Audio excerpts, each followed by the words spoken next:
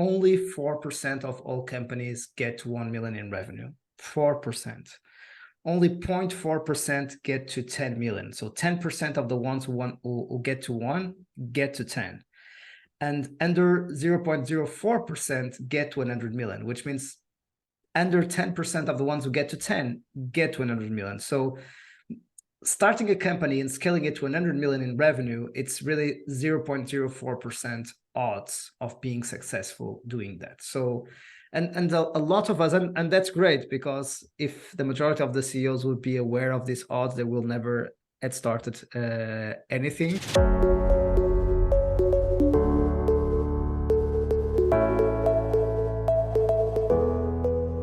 Welcome to another amazing episode of the Tech Business Roundtable Podcast, brought to you by Equa.tech, the leader in digital marketing for tech companies. We want to first take a moment to thank you for sharing this podcast with your friends and on social media and helping us grow week after week. Meet our host of today's TBR episode, Ryan Davies. Ryan is the Director of Marketing of Equa.tech and is a dynamic leader in driving business transformation through technology. Over to you, Ryan. Welcome, everyone, to the Tech Business Roundtable Podcast Show. This is a podcast show dedicated to shining a spotlight on tech innovators, entrepreneurs, founders, and the compelling narratives behind the movements they've established. I'm your host, Ryan Davies, and I'm hosting today's discussion, Mastering the C-Suite, Insights from Mike Diash on CEO Coaching with Mike Diash. Of course it would be you. Like, you're in the title. It has to be you. So, Mike, thank you so much for being here. Thank you, Ryan, for hosting me, and congrats for the amazing things that you do with the Tech Business Roundtable podcast, and of course outside of the podcast as well. Thank you so much. That is very kind of you. And Mike, I think you are going to be an absolute rock star of a guest for our listeners today. For those who are looking for the brief background on Mike, and I will try and keep it brief because there's so much we could say about him. Mike's goal really is to help CEOs and leadership teams scale from 10 to 25 million, from 50 to 100 million dollars, from 50 to 200 or 500 plus employees, by implementing a leadership team framework that delivers clarity of vision and world-class execution with OKRs and a strong meeting cadence. With over 20 years of experience, Mike has had the privilege to partner with 300 plus venture-backed CEOs and to work closely with over 50 leadership teams across the US, Europe, Latin America, Asia, and it's contributed to scale, one IPO, one decacorn, 4 unicorns. My goodness. I mean, there's a lot of notches on that belt, which you should be very proud of. And he founded the Scale Up Valley podcast in 2018 to host the best CEOs and investors across the world. That podcast has released over 300 episodes so far. I look like an infant in comparison with where we are compared to where you are, but we all strive to kind of get to that level. And as the founder and CEO of ScaleUpValley.com, he is going to bring some incredible insight to us today. Mike, thank you again for being here. I can't wait to jump in. Thank you for the kind introduction and the kind words. Sometimes I even don't believe when you shared what I have in my profile. I mean, it's incredible. It's fun to hear it, and I love helping people again kind of go back and reminisce a little bit of all the amazing accomplishments they've done. But I want to leave it into your words a little bit in terms of your journey, and particularly what inspired you to establish Scale Up Valley. That's an amazing question, right? The why behind everything that I do, and what keeps me waking up every day and motivated and with a spark in the eyes and moving forward. Definitely, it started with a big challenge in my adolescence. My parents had a factory. I would be the 4th generation succeeding my father, and unfortunately, that company entered in the bankruptcy process. So from then on, that sparked my passion, right? So I've been there since a child, kind of going through the ups and downs of the business, looking to all the workers, the employees, and sometimes even interacting with them, going there to work on the summer, trying to find out solutions to avoid what happened at the time in the manufacturing industry, in the shoes industry.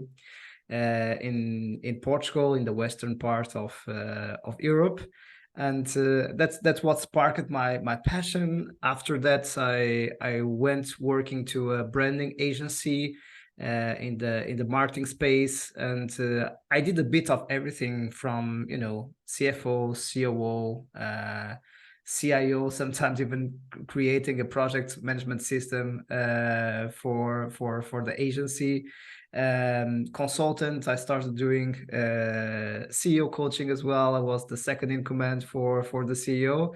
And later on, he invited me, do you want to keep leading the company? Because I'm I want to do other things in life.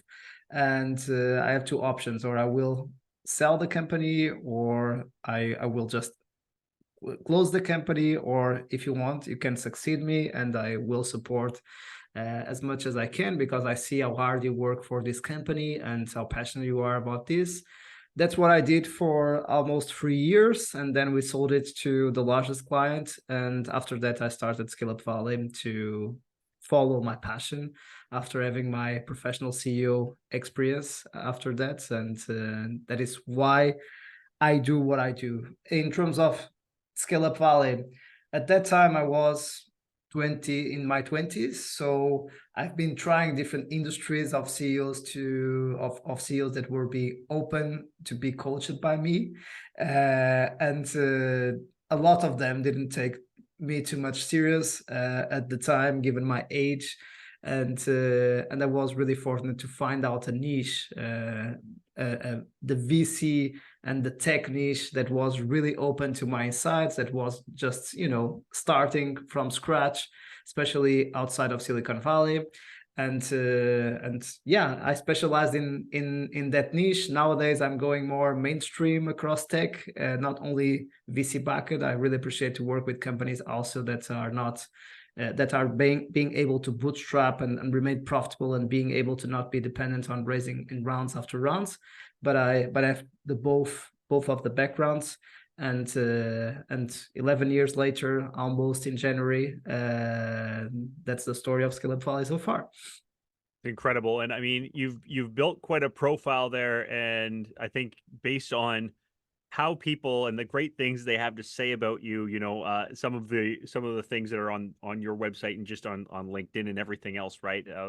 He's one of the few people on the planet that gets how CEOs feel. And, he's worked closely with us and is not just here for an advisory role, but he's an effective leader. He's, persistent. It's all of these things that I think bleed into being a CEO, right? So tell me a little bit about that. Give me a bit about what the role of the CEO is, and why what led you to focus on coaching CEOs as that kind of missing link to build these really high performance leadership teams.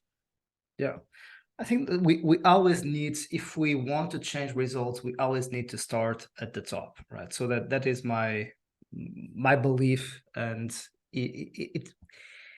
we need to be able to lead by example and to set the tone at the top of the pyramid. And a lot of times what happens is CEOs reach out to me for me to help their leadership teams. And what ends happening is that I'm helping the CEO and the leadership team. Of course, I'm never say that I'm helping the CEO, but they realize nowadays, and after they go through the process of of self-growth and being self-aware of their own limitations, their own areas of improvement, but also aware of their strengths. And we know that it's not easy to be in the job of the CEO. I've been there, and I know how tough it is. And I had my burnout, I had my ups and downs, I had the roller coaster that all CEOs go through. So I'm not saying that it's really an outlier role, and the very role too. So I have huge respect for all the CEOs that I work with, and what they have achieved is so fantastic. And as I tell them, typically when I get in, and I would like to share these stats. As you said, I get in nowadays much more at the 10 to 25 million, sometimes even 10 to 50 million, to help them to go from the 50 to 100 million in revenue. I like to share these stats with them, right? So only 4% of all companies get to 1 million in revenue.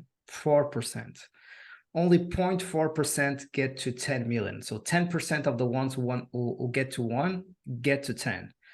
And under 0.04% get to 100 million, which means under 10% of the ones who get to 10 get to 100 million. So starting a company and scaling it to 100 million in revenue, it's really 0.04% odds of being successful doing that. So, and a lot of us, and that's great, because if the majority of the CEOs would be aware of these odds, they will never had started anything.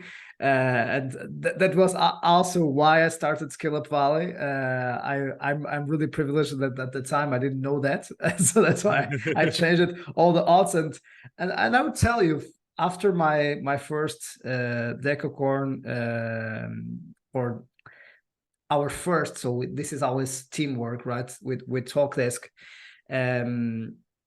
I thought that this would be kind of trivial, right? It would be kind of easy to get to that kind of stage. But I was really lucky, because I betted on the right horses, let's say, on the right companies, on the right teams, on the right CEOs. It didn't happen always like that. I also had my lessons learned and my failures. And even in the most successful cases, sometimes what is curious is that we felt that we were failing, and we were being successful at the end of the day. We were always able to step up and be able to face the adversity. So in terms of the role of the CEO, there are three principles that I think are critical to do well the job of the CEO. Number one is clarity of vision. Are you able to articulate your narrative, your vision narrative, for the long term, mid-term, and short term? Number two, it's as you said, it's all about leading and building your leadership team for each stage of growth, right? So going from 5 to 10, or 10 to 20, or 20 to 50, or 50 to 100 are different stages of growth that requires different skills. And first, there are people that don't want to go through all stages of growth, and there are people that don't have the skills to go through each stage of growth. So I love to have kind of the 50-50 role. So you hire 50% new VPs to the new stage of growth, and you retain 50% who are able and want to go to the next stage. And that's okay. The ones who don't want to go to the next stage and want to go back to the 5 to 10 million, because they have much more fun there. And that's okay. It's not a failure for them. It's just a decision that they do with their lives, what they want to do out of their lives. So in number three, it's all about the execution machine. So if you have clarity of vision, if you have the right team or the right people on the right seats for the stage of growth, and if you have the discipline, as you said, about the having the meeting cadence that is so important in terms of communication as you scale, and also having the objectives and key results that are clear, that you track on a weekly basis, that will allow you to learn as quickly as possible. And we know that the ones who win are not the ones who are always right, are the ones who are able to learn quicker, to adapt quicker, and are able to, unite when they face adversity. So I think that the number one role of the CEO is really, to be a team coach, an individual coach for VPs, to be a student of their executives, not a teacher. This is a common mistake. They don't need to know all the stuff about marketing, sales, product, finance, people. They need to have the right people, and they need to be advised by those people, not to tell those people what to do. And the other thing is, they also need to be great communicators, but not only to set up the story themselves, to write the story themselves only with their pencils. It's bringing everyone together to write that story. Then it becomes the story of the leadership team, not the story of the CEO. And guess what? When it becomes the story of the leadership team, it's much easier to execute than when it's only the story of the CEO. And the goal of the leadership team is, how do we cascade this story so everyone in the organization feels that they have written the story with us, that they had a chance to share feedback on the story, that they were able to get inputs to be considered in the narrative that we are telling. And that narrative is not static. It keeps evolving and progressing as we go through execution, right? And that's why I always keep that, okay, what are the goals for next quarter? What I call the midterm, kind of 1, 2, 3 years in advance. kind of the 5-10 years in advance. So the short, the mid, and the long term. And we need to keep always adjusting these components in terms of the job of the CEO. And some would say as well, but I think if you have the right team in place, this will be taken care, but also ensure that there is always cash on the bank, right? Very, very key to make sure that portion, right? So rewinding back there a bit and just clarify for me, or, make sure I've got it right. You were talking kind of about this 50-50 split when you're building a leadership team in terms of retention versus growth, and that, and bringing new people and focused on that sort of a thing. So with that, there would be two sides to that then, correct? It would be building a leadership team and identifying and attracting top tier talent to your leadership team. Yeah. And then developing a leadership team and things like continuous learning from that perspective as well. So from that, let's start on the first half of that and building that world-class leadership team. And, I think there's probably some common, and you kind of touched on it, qualities and skills that make a world-class VP or executive, especially in a very fast-paced, dynamic sector like tech. And then also, the strategies to be able to A, identify them and attract them, and B, bring them in and introduce them and continue them in your culture. So I know that's kind of a big, I think I just asked a 7-part question there, but let's break it down to, Yeah. maybe the I was qualities and even skills. writing down some of the questions that you made, so I don't forget. I was gonna say, we can start with, some of the qualities and skills that are that you would say, Yeah. and I guess, again, it can really range, but that people should be looking for when they're attracting these world-class executives, specifically in the tech space. Yeah. Yeah. You know that one of the things that kills companies are founders conflicts, right? Conflicts between founders. Yep. What also kills companies and makes companies go into crisis, of course, there are market shifts that they are not aware and not being able to adapt quicker. But a lot of times it's conflicts across the leadership team that cascade down across the organization. So I would say that the world-class VP starts with someone who is a true team worker, who is a cultural fit for the leadership team. I prefer 100% someone who is a cultural fit with 80% of technical skills than someone who is an outlier in terms of technical skills, but is a complete, excuse me, my Spanish, asshole in terms of the personality, right? I like it. Yeah. Tell it like it is, Mike. I love it. Yeah. That is, for me, it's the point that a lot of CEOs and a lot of VPs miss. And I love sports, right? So that how difficult it is to create that vintage team, right? That wins all the trophies in a season. So it's very difficult to replicate it during 2 or 3 years. And in a decade, it's almost impossible, right? So, that is the beauty. And if you really need to win big, and we know the odds of winning big, we really need to first have some luck, of course, have the right timing, but also a lot of work and being able to attract the best. That's why it's so important that you have a clear vision, a bold vision, that you are able to articulate your vision, because that's the only way to attract the best, to work for a vision that they believe in, that they want to be part of, because the best don't want to work for other person. They want work for themselves.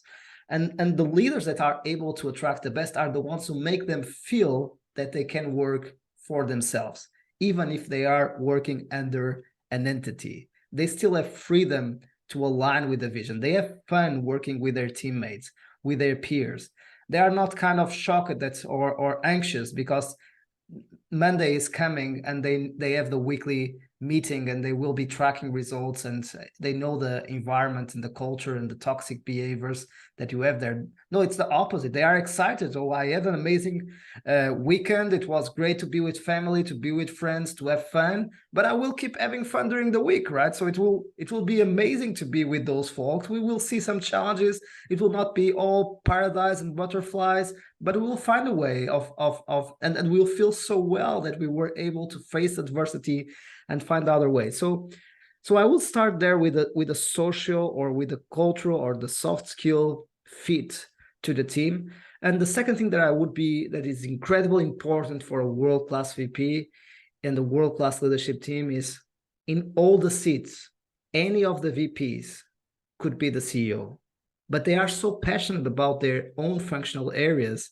that they prefer to sit in that functional areas and to contribute. But they all think as CEO and they all act as CEO, of course, respecting the CEO and knowing that the CEO has the final words when there is a conflict in the team, when there are different opinions, which is great.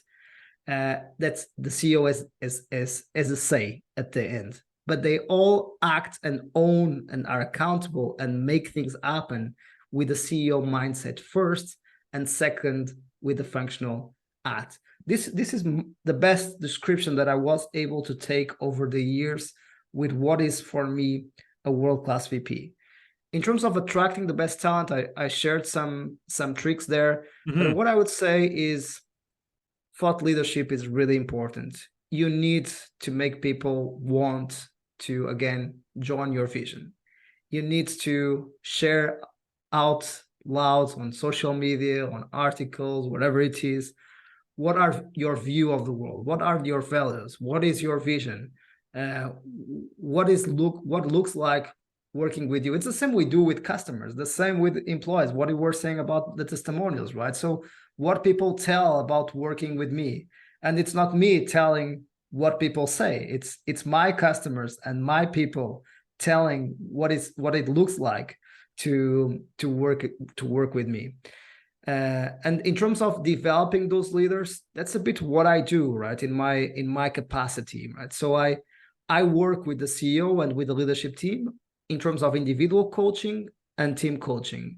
And I make sure, I always say, I'm not an expert in marketing. I'm not an expert in sales. I'm not an expert in any functional area. I'm an expert in scaling up, and I'm an expert in CEOs and leadership teams and helping them scale from the branches that you already described on your show.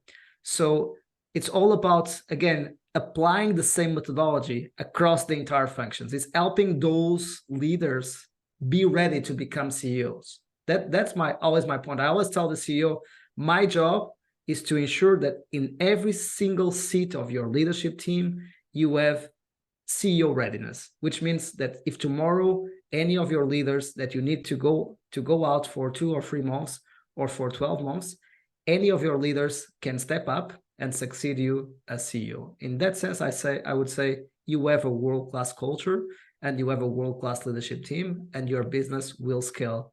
And there is no option to not be able to if you have that caliber of people and team around you. I love that, because you hear that a lot at like the middle management kind of level and stuff, right? Where it's like, let's go with both sides of the coin. If you get hit by a bus tomorrow, who's going to step in and take your job? Or if you win the lottery tomorrow, let's go with the positive one, and you never come back to work again, who's going to step in to keep things moving, right? And you always hear that thing, but you don't necessarily hear that about the top, because the CEO is like, well, the CEO's there. Like, it's there, right? The VPs are there, the CFO, the CTO, whatever.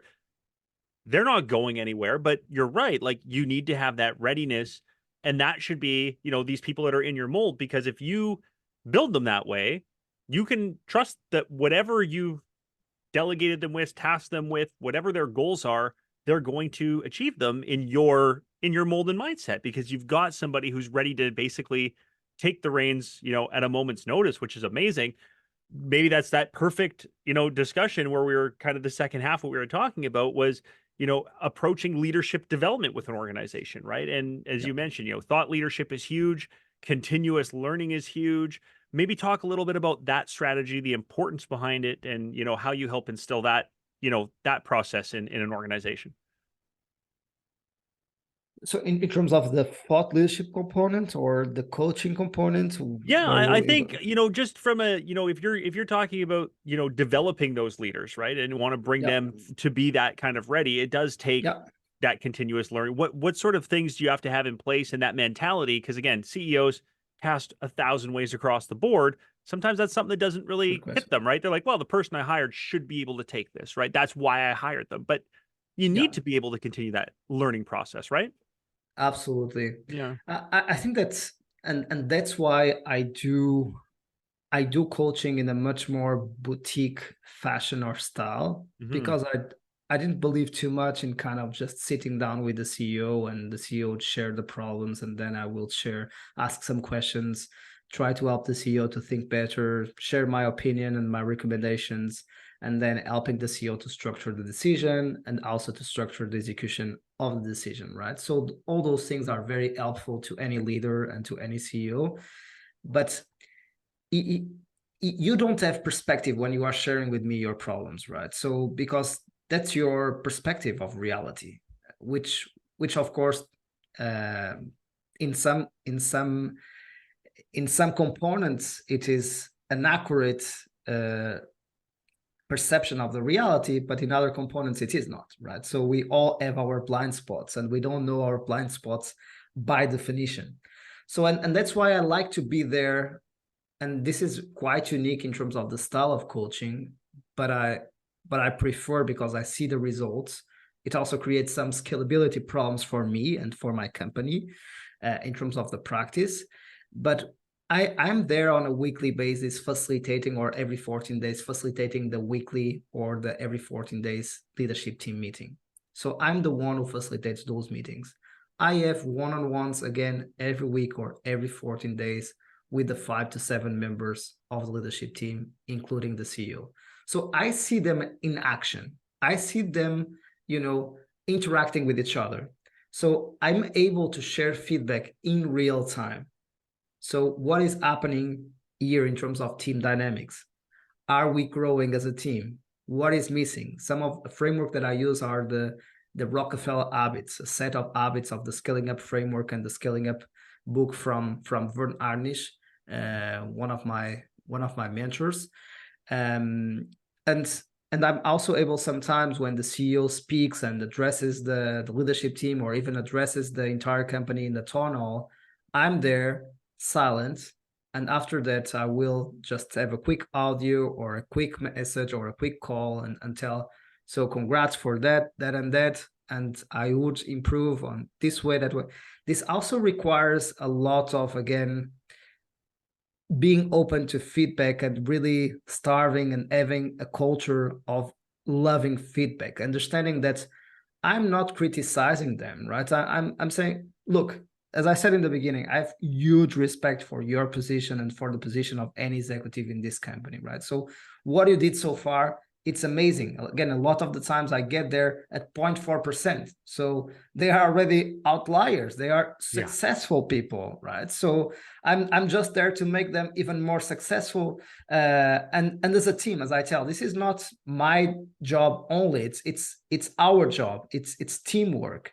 And in that sense, I think that kind of feedback in real time on the job, that's in my perspective what really makes the difference.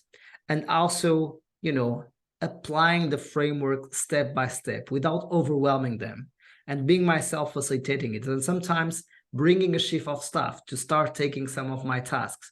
So then I free up the organization so they can keep walking and running alone without me, and not making them dependent of me. So I would say I bring the framework. I understand the rhythm and the pace of the organization, the stage of growth. I start implementing bits of the framework. Mm-hmm. But what I feel that a lot of CEOs miss until we conclude the process, and then they realize what was really important, it wasn't the framework. The framework was just there to have a common language and to organize us and to give some order, some clarity. What was really, really important was the behavioral coaching. And in two components, the team coaching and individual coaching, understanding that there were differences, leveraging those differences, praising those differences, but also being able to align and explain to each executive, so your peer is coming from this angle. You are both right. Let's find a common ground. And also avoiding a lot of friction, a lot of misunderstanding by the one-on-ones that I do. So that's why I combine, again, the individual coaching, one-on-ones on a regular basis, with the group coaching, which are the weeklies, the quarterly sessions, and annual sessions where we go through OKRs and we also review the vision narrative. I think that's a great breakdown in terms of, you know, how we're going to take it again, how to find it, how to keep it, how to upscale it, and then for CEOs, how to continue that growth within themselves and take that feedback. You know, you mentioned before, I'm the same way. I'm a big sports fan too, right? And it's not like when Messi's out on the pitch, it's not like he's getting, oh, I'm already the greatest player, so I don't need any more adjustments, right? You're still getting coached. It doesn't matter what stage of your career or greatness you're at. There's still something to work on. There's still feedback to get. I'm a big baseball fan, right? And there's some of the best pitchers in the game who are sitting there in the dugout and they're going, okay, well, if you do this and have this grip that's slightly different, you're going to get more run on your fastball or break on a curveball or something. People are like, okay, I'm gonna take this, right? And if you got somebody who's whispering in your ear, like, you're not, it's nothing, you're, like you said, don't take it as you're bad. You're already at a 0.4%. You know, you're 4 out of 1,000 to get to this stage. But now we want to make you that 0.04 out of, you know, percent and make you that next level. And here's those tweaks you need to make, right? Instead of making massive overhauls, it becomes these minor changes. And, you know, one of the things that I think is very difficult, and I always find this difficult when you're dealing in human beings in something where it's soft skills and tangibles and things like that are, you know, or the intangibles, I mean, that are not necessarily super easily measurable, is how do you measure the success of like your coaching interventions and your growth with leadership teams? Like, are there key performance indicators that can be tracked, or is there anything that where they go like, yes, this is working, or do you say in like the as simple as look at how happy, like look at the CSAT scores or your internal happiness scores or your revenue bottom line, this is speaking for itself? Are there other factors at play as well? That is a great question, and of course that's why I always have this narrative. I help you scale from X number of revenue to a Y number of revenue, or profitability or cash flow, depending on what is more important for you, and to help you get from A to B or A to Z, because we need to go through all the letters, right, to get there. I will apply this framework, and of course in this framework we need to implement OKRs, and OKRs, it will have a combination of, you know, team key results, customer key results, business key results, financial metrics, so customer metrics, team metrics.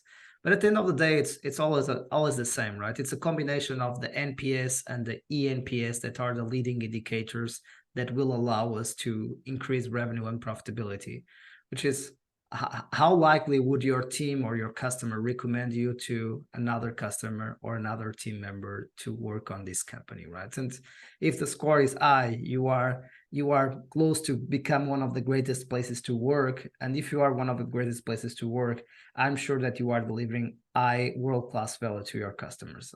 No questions about it, right? So that in terms of the growth of the leaders, that's the difficult part to measure, right? So it's not possible to measure that in an accurate way. What I have is kind of the CEO readiness index. So I typically send a report to the CEO that I'm also happy to share with executives at the end of every single month, where I have kind of strengths, areas of improvement, progress last month, and CEO readiness, right? And it's kind of a scale from 0 to 10. How ready are you to become CEO if the business needs you? And I would say that even if the business will not promote you as CEO, I think that one of the things that the most successful companies in the world are most proud of is the amount of CEOs that left their leadership teams. So, which means that they are kind of factories of creating new CEOs. And if you want to become a conglomerate and diversify your core business in a large corporate, it is amazing that you typically the bottleneck of growth, also in this stage of growth from the 50 to 100 or from 20 to 100, it's always leadership development and the pipeline of leaders that we have available to go to make growth initiatives happen. So that's why leadership readiness or CEO readiness. That's the report that I do more on the soft stuff. I'm accountable myself for the success of the team as the CEO. And in that sense, the success of the leadership team is to be able to, deliver the mandate results that they propose themselves to do, which is their vision narrative and the financial results that are attached to that vision narrative. So if we get there, I'm successful in my coaching practice. If we don't get there, I'm also not successful in my coaching practice. So we share the wins and we share the losses. And typically, as any great coach does, when it doesn't work, it is my fault. When it works, it's their merit, right? I love it. Yeah, again, there's the sports fan initiative, right? No coach goes up there and goes, "Yeah, I drew up a great great game plan, and I had the right lineup out there." It was really all me. All they had to do was show up. And now, it's always like, well, they took it and they did it all. I just made it easy for them to do it, but really it was all them today. And yeah, exactly. When it goes wrong, it's like, well, I didn't set them up for success and we didn't practice right or whatever it is. I love that mentality, and it's tough to do that, right? Sometimes we want to have a little bit of I did this, right? Like, sometimes we like even to listen. Thank you. Really appreciate what you did. And always being here, telling me the truth, having the hard conversation, because it also requires a level of emotional maturity. And early in my career, I would be always very close, to exhaustion, and that I need to be able to revert that cycle, because it's so intense from an emotional perspective, what I do.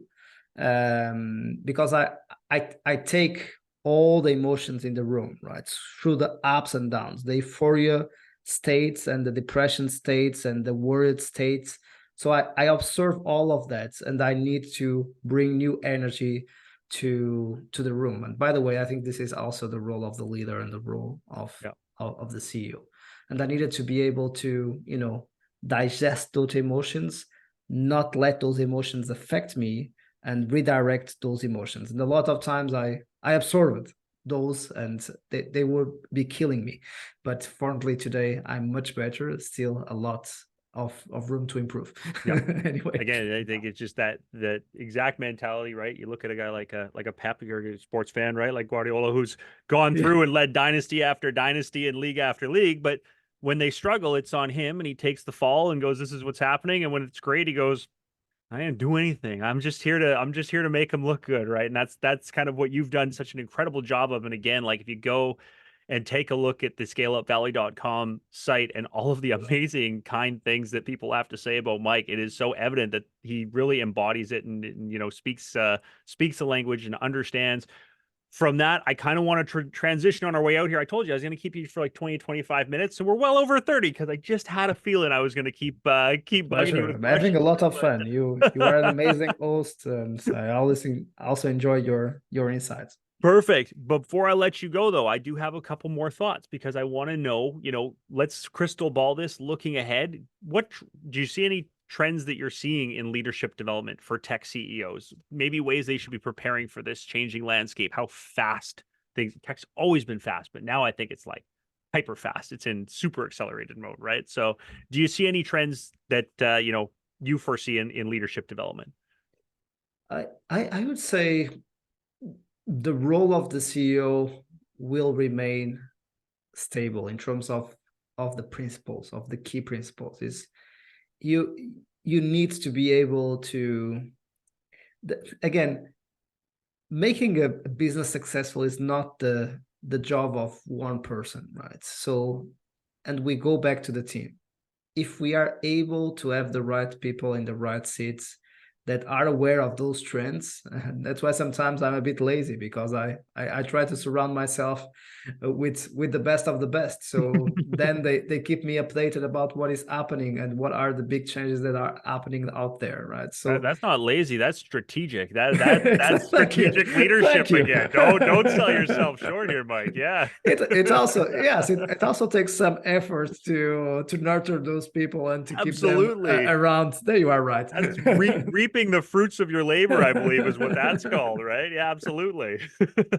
So sometimes I think that we pay too much attention to those trends, and we we underestimate the basics, right? So it's kind of a sentence and a quote that I love, which is, it's common sense, but it's not common practice, right? So a lot of the things that we need to apply in leadership teams are simple. Everyone knows, but very few do, right? So and I'm there, and that's why I have such an intensive practice, because I'm there to ensure that things are applied. So I would say that's, no matter the century, no matter the time, the business that will win are the ones who have the best teams over long periods of times, and who are able to reinvent themselves when key members leave those teams, and are able to have those succession plans in place. Team, and team. Those are my trends for the future. I love it. I love it. I was going to ask you, as a final takeaway, I have one as well, but final piece of advice to tech CEOs striving to lead and build these high performance teams, today's competitive, dynamic tech business environment. I think that might have been the final takeaway there, and I might have stolen the thunder, but do you have a final thought or a final key takeaway, or is that the one? Because that was a pretty solid one. Yeah, I like that you enjoyed that one.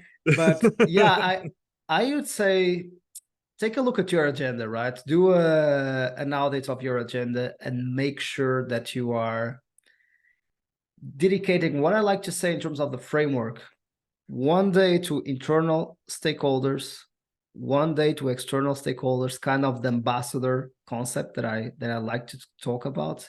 Being a CEO and being a leader is about being an ambassador. So you represent team in front of your customers, but then you'd say, you are in very good hands. I trust my team to deliver value to you. It was very nice. I really appreciate you trusting the company and the team to deliver value to you. If you have any issue, feel free to reach out to me. You are in very good hands, and I'm sure that that person is much better than me to deliver the value for me. So number one, pay attention to internal stakeholders. Number two, pay attention to external stakeholders. Be an ambassador. Number three, leads the team of the present. Number four, leads the team of the future. Always be recruiting, always be nurturing new relationships. We never know, always have a backup for every single seat. And number five, take time to think. So those are kind of the way I would structure my calendar in a CEO position, those 5 days, and get out of the noise. So we have too much noise in our day-to-day basis, and the job of the CEO is to kill the noise and to bring clarity for everyone. So that's why being able to repeat always the same narrative, being able to repeat the same narrative with the same enthusiasm every time that you repeat yourself, and being able to not believe so much in what you are saying, but always being open to feedback, but at the same time being able to make your team visualize the future happening today. Those are all critical ingredients for great CEOs and great executives, because world-class executives are ready to become CEOs and are also world-class CEOs themselves. Incredible. So I think that is, I asked you for one final takeaway, and I think the whole thing was just a giant takeaway, because there's so much information here. There's so much that people can go back. This is going to be, I bet you, one of our more re-listened to ones where people go, okay, I got to hear that again. I got to get this going, right? Because it's just such a strong message. There's so much here, really focused on our audience. And thank you so much, Mike. Before we go, so it is scaleupvalley.com is the website. The Scale Up Valley podcast is the podcast. 300 plus episodes of amazing, great information and insights and journeys there. So don't miss out on that either. And Mike, anything else to add, anywhere else to get in contact with you for our listeners? Because I know that they're probably going to be starving for more of you. Feel free to reach out to me on LinkedIn, Mike Diaz, Scale Up Valley. And I try to publish content every single day, try to add value in all these concepts that I've been sharing with Ryan, and where my inspiration and what happens on a daily basis with my clients and with CEOs in leadership teams I interact with. I try to make the content very practical, pragmatic, and very real-time oriented. So if it helps the community, I feel really, really happy for that, because I'm all about impact. So I'm all about helping others to be successful, because that's the way I believe I become successful. It's by serving others, right? Incredible. Well, you certainly made an impact here today. You certainly helped scale up our audience in terms of where they're at and where they should be striving to get to. So with that, I'm going to take a final second here. Thank you, Mike Diaz, for this amazing podcast on mastering the C-suite. Insights from Mike Diaz on CEO coaching. Thank you, thank you, thank you so much for being here. Thank you so much, Ryan. Congrats for what you do, and you are an amazing host, and I wish you all the success with the podcast. Well, thank you, Mike. Kind words. They mean the world to me as well. Thank you so much for that. And, I also, another thank you to hand out to our listeners. As you know, we can't do what we do without you. So until we meet again with another amazing TBR episode, I'm your host, Ryan Davies. Thanks, everybody, and take care.